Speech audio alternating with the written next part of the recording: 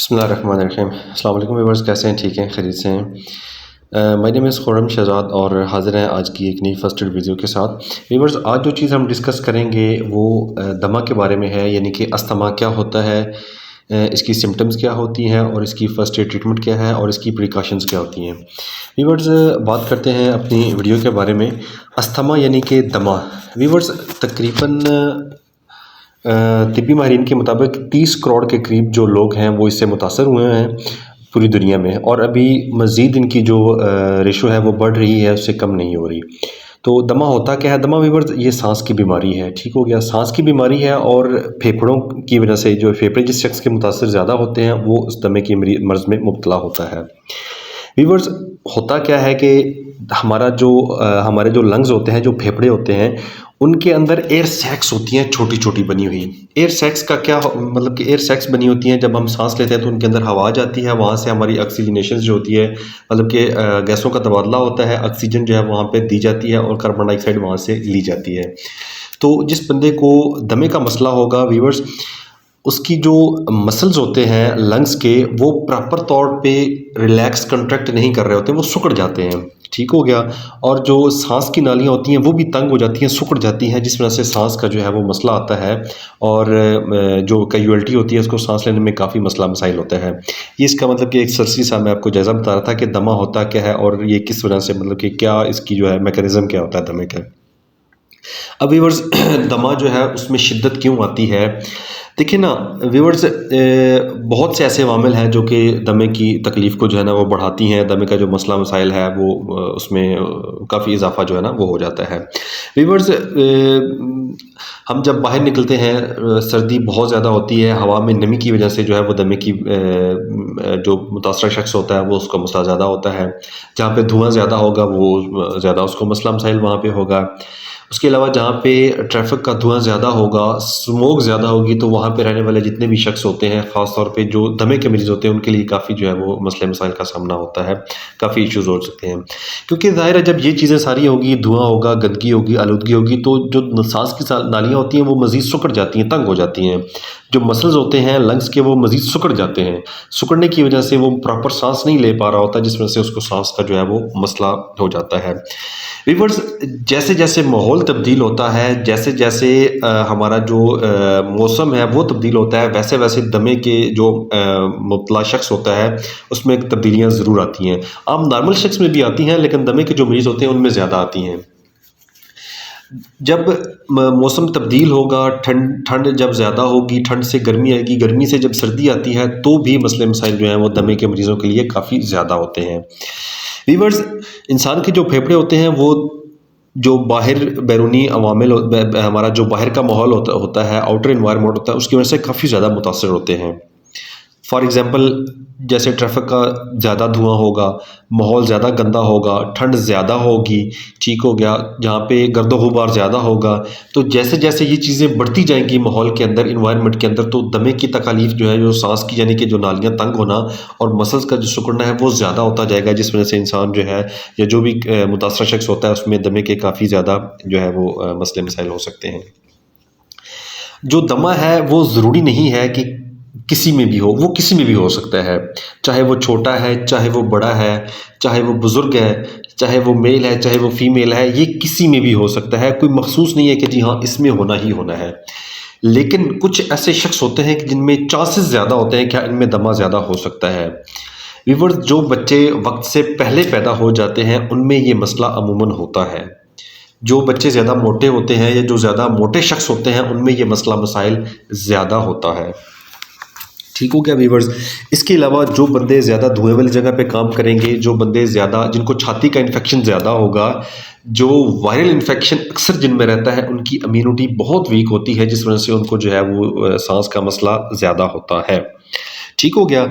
तो जाहिर है, मतलब ये नहीं हम कह सकते कि एक बंदा रह रहा है, एक को हुआ दूसरे को नहीं हुआ। ये अपनी अपनी इम्यूनिटी पर डिपेंड करता है कि अगर एक बंदे की इम्यूनिटी स्ट्रॉन्ग है, उसको नहीं हुआ, दूसरे को हो गया, तो ये हर एक बंदे के अलग अलग होता है। ज़रूरी नहीं है कि वो बंदा भी दमे के मर्ज़ में मुब्तला हो जाए। तो ये चीज़ जो है ना वो ज़रूर देखिएगा कि ज़रूरी नहीं है कि दमा जो है वो जितने एक जगह पर काम कर रहे हैं वो सबको हो, ये किसी को भी हो सकता है, किसी भी एज में हो सकता है। दमे का इलाज जो है ये परहेज़ ही इसका इलाज होता है। परहेज़ बहुत ज़रूरी होती है दमे के मरीज़ के लिए। व्यूअर्स, जिसको भी अस्थमैटिक अटैक आता है उसके लिए परहेज़ बहुत ज़रूरी होती है। ठीक हो गया। अब परहेज़ में क्या होता है कि सबसे पहले तो उस बंदे को, अगर वो स्मोकर है, तंबाकू नोशी ज़्यादा करता है, तो उसको चाहिए कि वो बिल्कुल छोड़ दे। अगर वो किसी ऐसी केमिकल वाली जगह पे काम कर रहा है जहाँ पे स्मोक ज़्यादा होता है, धुआं ज़्यादा होता है, तो वहाँ पे वो काम ना करे। ठीक हो गया, क्योंकि वो स्मोक से भी हमारी जो सांस की नालियाँ और फेफड़े होते हैं वो बिल्कुल ऐसे सिकुड़ जाते हैं, यानी कि वो तंग हो जाते हैं, उनकी नालियों उनका रास्ता तंग हो जाता है, जिस वजह से इंसान को सांस लेने में जो है वो मसला मसाइल होता है। उसके अलावा क्या होता है कि जहाँ पे ट्रैफिक का धुआं ज़्यादा है वहाँ पे वो ना जाए। ठंडी जगह जहाँ पे हवा में जो नमी ज़्यादा होती है वहाँ पे भी उसको नहीं जाना चाहिए, क्योंकि नमी जहाँ पे ज़्यादा होगी वहाँ पे उसको वो मसला मसाइल होगा। उसके अलावा जो खुशबू लगाते हैं बहुत किस्म की, मतलब कि इसकी अलग अलग जो है ना वो आगे टाइप्स भी होती हैं दमे की, बाज़ औक़ात जिनको मतलब कि ये पोलन एक किस्म की एलर्जी ही होती है, किसी को किसी वजह से हो सकती है, किसी को किसी वजह से हो सकती है। तो बाज़ ऐसे होते हैं कि जिनमें कोई ऐसा सेंट लगा लेते हैं, कोई ऐसी फ्रेगमेंट लगा लेते हैं जिस वजह से उनका वो ज़्यादा मसला मसाइल जो है वो हो जाता है। उसके अलावा ठंडी हवा में जब ज़्यादा जाएंगे तो वहाँ पे उनको वो ज़्यादा जो है वो मसला बनेगा सांस का। व्यूअर्स, जो दमे के मरीज़ होते हैं वो खेल कूद भी कर सकते हैं, एक्सरसाइज भी कर सकते हैं। ज़रूरी नहीं कि एक दमे का मरीज़ है तो उसने एक्सरसाइज बिल्कुल नहीं करनी, उसकी जो सोशल लाइफ है, वो जो सोशल एक्टिविटीज़ होती हैं वो ख़त्म होगी, नहीं, वो बिल्कुल नहीं ख़त्म होनी, उसने वो करनी है। एक्सरसाइज करने से आपके पट्टे मजबूत होंगे, आपका कुव्वत मुदाफ़त जो है ना वो मजबूत होगा। तो एक्सरसाइज बिल्कुल नहीं छोड़नी, एक्सरसाइज आपने करनी है। आप खेल कूद में भी हिस्सा ले सकते हैं, साइकिलिंग कर सकते हैं, तैराकी में भी हिस्सा ले सकते हैं, लेकिन जब ज़्यादा ठंड होगी तो आपने ख़ुद को कवर करके जाना है, मास्क का इस्तेमाल करके जाना है, ताकि आपको जो बैरूनी इन्वायरमेंट है जहाँ पे नमी ज़्यादा हो वो आपका मुतासर जो नथने हैं नाक के वो मुतासर ना करे, आपकी सांस की नाली को मुतासर ना करे, और आपके जो मसल्स हैं लंग्स के वो ज़्यादा सुगड़े ना। ठीक हो गया। तो ये है कि 10-15 मिनट तक जो है वो एक्सरसाइज कर सकते हैं, लेकिन मतलब कि ज़्यादा हैवी एक्सरसाइज भी नहीं करनी, मतलब ऐसी एक्सरसाइज नहीं करनी जिसमें इंसान का सांस फूल रहा हो या फ़िज़ा आलूदा हो, तो वहाँ पे आपने एक्सरसाइज नहीं करनी। ठीक हो गया व्यूअर्स। व्यूअर्स देखें, दमा जो है उसके साथ आप अच्छी ज़िंदगी गुजार सकते हैं। ये ज़रूरी नहीं है कि जिसको दमे का मसला हो वो ये सारी सोशल एक्टिविटीज़ या बाकी मसले जितने भी वो है वो ख़त्म कर दे, तो उसकी नहीं, बिल्कुल ऐसा नहीं है। वो अपनी सोशल एक्टिविटीज़ भी जारी रखेगा। परहेज़ जो है वो बार बार मैं कह रहा हूँ कि इसमें बहुत ज़रूरी है दमे के मरीज़ के लिए, वो अपनी परहेज़ ज़रूर रखेगा। ठीक हो गया, परहेज़ ज़रूर रखेगा। जो डॉक्टर ने मेडिसिन कुछ बताई होंगी वो आगे मैं मज़ीद आपको बताता हूँ कि वो मेडिसिन एक पफ़ होता है, वो हमने किस तरह यूज़ करना है, तो वो आपने ज़रूर इस्तेमाल करना है ताकि आपको जो है मसला ज़्यादा ना बने सांस का। अपने डॉक्टर की हिदायत पे ज़रूर अमल करना है। व्यूअर्स, कुछ घरेलू नुस्खे आपको बताता चलूँ कि सेब जो होता है ना वो दमे के मरीज़ के लिए बहुत ज़्यादा अहम होता है, बहुत ज़्यादा अच्छा होता है, सूदमंद होता है। वो सेब ज़रूर जो है खाना चाहिए उसको दमे के मरीज़ के लिए। उसमें मरीज़ क्या होता है व्यूअर्स, उसमें जो होता है फेफड़ों में कारकर्दगी जो है ना वो ज़्यादा अच्छी करता है जो हमारा सेब होता है। उसके अलावा केला एक एंटीऑक्सीडेंट भी है। ठीक हो गया, उसमें पोटाशियम की मिकदार भी ज़्यादा होती है, वो इंसान को इस्तेमाल करना चाहिए। लहसुन जो होता है वो खाना चाहिए, वो दिल के लिए भी ठीक होता है और फेफड़ों के लिए भी बहुत अच्छा होता है। ऐसी ग़िज़ा जिसमें विटामिन ए ज़्यादा हो वो ज़्यादा इस्तेमाल करना चाहिए। विटामिन डी जो है वो ज़्यादा इस्तेमाल होनी चाहिए। ग्रीन टी जो है वो उसको ज़्यादा इस्तेमाल करनी चाहिए। व्यूअर्स, अब बात करते हैं फ़र्स्ट एड की, जो मोस्ट इंपॉर्टेंट हमारा टॉपिक है, इस टॉपिक का हिस्सा है कि फ़र्स्ट एड उसको कैसे देनी है। व्यूअर्स, सबसे पहले जो दमे का मरीज़ होता है, घर में अगर है तो घर वालों को पता होता है कि ये मरीज़ दमे का है। अगर आप ऑफिस में काम कर रहे हैं तो जो कलीग्स होते हैं उनको पता होता है कि इस बेचारे को दमे का मसला है, इसको दमे की वजह से काफ़ी इसकी तबीयत जो है वो ख़राब हो सकती है। दमे के मर्ज़ में मुब्तला शख्स, उसके पास एक छोटा सा पफ होता है, उसको मतलब छोटा सा इनहेलर होता है, वो अपनी जेब में ज़रूर रखता है। तो साथ वालों को पता होना चाहिए कि ये दमे का मर्ज़ में मुब्तला है, तो उसके पास एक पफ होगा जो हमने उसको देना है जब उसकी तबीयत ज़्यादा ख़राब होगी। अगर आप देखते हैं ऐसी कैजुअल्टी कि जिसमें दमे का अटैक हो गया है, उसको मतलब कि दमे का मसला उसको बन गया है, तो आपने क्या करना है, उसको बिल्कुल सीधा बिठा देना है, ऐसे स्ट्रेट बिठाना है, और उसके पीछे बैक सपोर्ट ज़रूर देनी है। चाहे आप कुर्सी की बैक सपोर्ट दे दें, चाहे दीवार की दे दें, चाहे टेबल की दे दें, आपने उसकी बिल्कुल बैक सपोर्ट ज़रूर देनी है। बैक सपोर्ट देने के बाद आपने उससे पूछना है कि आप ठीक हैं, आपको सांस आ रहा है, नहीं आ रहा, या मसला क्या है क्या नहीं है। अगर तो वो कहें हाँ जी मैं ठीक हूँ, ज़्यादा मसला नहीं है, तो फिलफौर उसका इनहेलर जो है सॉरी इनहेलर जो है वो आपने ज़रूर निकालना है। इनहेलर निकालने के बाद आपने एक पफ देना है और उसको कहना है कि 4 दफ़ा सांस ले।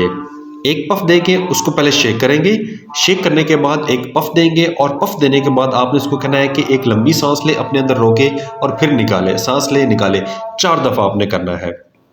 जब ये सारा अमल आप कर लेंगे तो यही अमल आपने 4 बार दोहराना है। ठीक हो गया। फिर दोबारा आपने इसको शेक करना है, उसको एक पफ देना है और उसे कहना है कि आप डीप ब्रीथ लें और उसके बाद एक्सहेल करें। इनहेल और एक्सहेल उसने करना है। इसका क्या होगा कि जो सांस की नालियाँ तंग होती हैं वो डायलेट हो जाएंगी, मीन के जो नैरो थी, तंग थी, वो डायलेट हो जाएंगी। डायलेशन के बाद उसका क्या होगा कि हवा का रास्ता, अंदर जो सांस का रास्ता है वो उसका बिल्कुल क्लियर हो जाएगा। जो एल्वलाइज बिल्कुल मसल्स ऐसे सिकुड़े हुए थे वो डायलेट हो जाएंगे। वैसे इनका बेसिक जो काम होता है इनहेलर का वो ब्रोंकोडायलेटर्स होती हैं। ठीक हो गया। मीन कि हमारी जो सांस की नालियाँ होती हैं उसको वो खुला करती हैं और जो फेफड़े की नालियाँ और फेफड़ों के अंदर जो मसल्स होते हैं जो दमे वाले मरीजों के अक्सर सिकुड़ जाते हैं वो उनको थोड़ा सा खुला कर देती हैं। अगर तो पेशेंट जो कैजुअल्टी है उसमें दमे का मसला है और वो सांस इस पफ के बाद बहाल हो जाता है तो ठीक है, कोई इशू नहीं है। लेकिन अगर फिर भी उसका सांस बहाल नहीं हो रहा तो आपने उसको लिटाना है, उसका हार्ट बीट चेक करेंगे। वही दोबारा आपने जो पहले हम सीपीआर करते थे कि अगर तबीयत बहुत ज़्यादा उसकी ख़राब हो गई है तो सीपीआर ज़रूर स्टार्ट करना है, एम्बुलेंस को कॉल ज़रूर कर देनी है और उसको अपने हॉस्पिटल शिफ्ट ज़रूर करना है। मज़ीद जो ट्रीटमेंट उसका होगा वो आगे हॉस्पिटल में होगा। व्यूअर्स, आपने कैजुअल्टी को बिल्कुल अकेले नहीं छोड़ना, आपने उसके पास बैठे रहना है, उसको तसल्ली देनी है कि आप बिल्कुल ठीक है, आपका सांस आ रहा है। क्योंकि जो तसल्ली साथ वाले कोलीग्स होते हैं उनकी वजह से वो काफ़ी ज़्यादा जो है ना उसको इम्प्रूवमेंट मिलती है कि नहीं मैं बिल्कुल ठीक हूँ, मुझे किसी किस्म का कोई मसला मसाइल नहीं है। तो ये बात आपने ज़रूर ख्याल करना है, उसके साथ रहना है, उसको बिल्कुल अकेला नहीं छोड़ना, उसको अपने सीधा रखना है। उसकी मेडिसिन जो है वो अगर इस तरह का कोई दमे का मरीज़ है तो वो उसके पास होती है तो वो अपने पास रखनी होती है, मतलब वो पास रखेगा और आपने उसको देते रहना होता है और उसका जो है ना ये चीज़ें जो है ना आपने रखनी है। अब बात करते हैं कि लास्ट में एक चीज़ जो रह गई थी कि सिम्टम्स क्या होती हैं जो दमे का मर्ज़ में मुब्तला शख्स होता है। वीवर्स, उसको सांस में मतलब काफ़ी ज़्यादा मसले मसाइल होंगे, वो सांस उसका सही नहीं आएगा। जैसे विसल की आवाज़ आती है ना, जब वो सांस लेगा तो उसको सीटी की आवाज़ जिसको हम कहते हैं विसल की आवाज़, जो विसली साउंड जो है वो ज़रूर आएगी जो दमे का मरीज़ होगा। उसके बाद जो उसके लिप्स होंगे वो येलो या फिर ग्रीन ज़रूर होंगे, सॉरी ब्लू और ग्रीन जो है वो ज़रूर होंगे जो दमे के मर्ज़ में मुब्तला होगा। दूसरी बात व्यूअर्स जो बहुत ही अहम है कि दमे का सबसे मतलब कि जो ज़्यादा आप देखेंगे कि जब वो बोल रहा होगा ना, एक सेंटेंस बोलेगा तो वो प्रॉपर एक सेंटेंस नहीं बोल सकता, वो दरमियान में सांस निकालेगा। मैं जैसे रवानी के साथ बोल रहा हूँ तो वो रवानी के साथ ऐसे शख्स नहीं बोल सकता, उसको बीच में सांस निकालना पड़ता है एक सेंटेंस में, फिर दोबारा वो सेंटेंस बोलेगा, फिर दोबारा वो सेंटेंस, मतलब इस तरह वो सांस निकालने के बाद टुकड़ों में तकसीम करके उस सेंटेंस को वो बोलेगा। प्रॉपर वो सेंटेंस एक ही सांस में नहीं बोल सकता है। तो ये उसकी मतलब कि उसको खांसी काफ़ी ज़्यादा होती है। ठीक हो गया। हल्की सी एक्सरसाइज करेगा तो उसको खांसी स्टार्ट हो जाएगी। ठीक हो गया। हल्की सी वो ठंड में जाएगा तो उसको खांसी स्टार्ट हो जाएगी, ड्राई कफ जो है वो स्टार्ट हो जाएगी। तो ये सारी जो है उसकी साइन एंड सिम्टम्स थी। व्यूअर्स, वीडियो कैसी लगी हमें ज़रूर बताइएगा। हमारे चैनल को सब्सक्राइब भी कीजिएगा, लाइक भी कीजिएगा, आगे शेयर भी कीजिएगा। दुआ में याद रखिएगा। ये वीडियो इसलिए मैं बना रहा हूँ क्योंकि आज मौसम मतलब पाकिस्तान का मौसम काफ़ी ठंडा है और ठंड की वजह से जो ख़ास तौर पे एस्थमेटिक पेशेंट होते हैं वो काफ़ी ज़्यादा मुतासर होते हैं। तो उन्हें अपना ख़ास ख्याल ज़रूर रखना है, ख़ुद को कवर रखना है, गर्म मशरूबात का इस्तेमाल ज़्यादा करना है और जो परहेज़ मैंने बताई है वो ज़रूर इस्तेमाल करनी है। दुआ में याद रखिएगा। जो बीमार है अल्लाह ताला उनको शिफा दे। आमीन सुम्मा आमीन। वस्सलाम।